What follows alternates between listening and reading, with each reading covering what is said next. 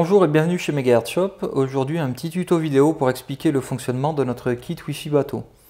Donc dans un premier temps, vous effectuez les branchements comme précisé sur la notice fournie.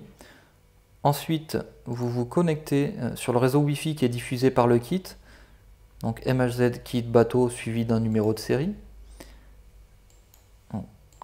Pour cela, vous saisissez la clé qui est inscrite donc sur la notice.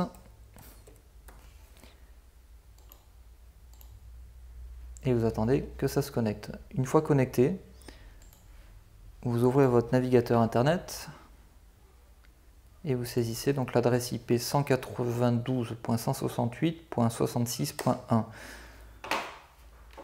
Donc là vous saisissez les identifiants admin avec le mot de passe MHZBot. Tout ça c'est inscrit également sur la notice.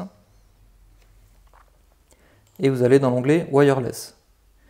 Donc sur cette page, vous cliquez sur le bouton choisir, ça va permettre de scanner les réseaux qui sont disponibles et donc vous sélectionnez le réseau qui vous intéresse, sachant que un réseau à moins 40 par exemple, c'est un signal qui est excellent, un réseau à moins 89, ça ne sera pas exploitable. On peut voir des réseaux, mais le signal est trop faible pour s'y connecter, donc ceux-là on les évite.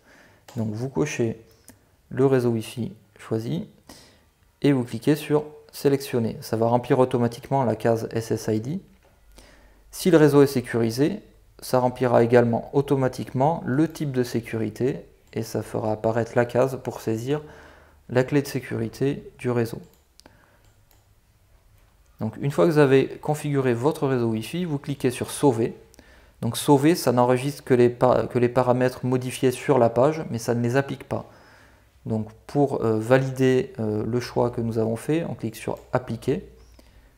Et ensuite il faut attendre une vingtaine, trentaine de secondes que le point d'accès redémarre et qu'il applique les modifications.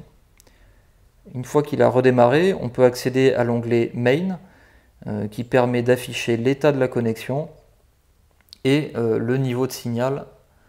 Donc ici on est à moins 40, on voit le bar graph ici qui est rempli à 100%.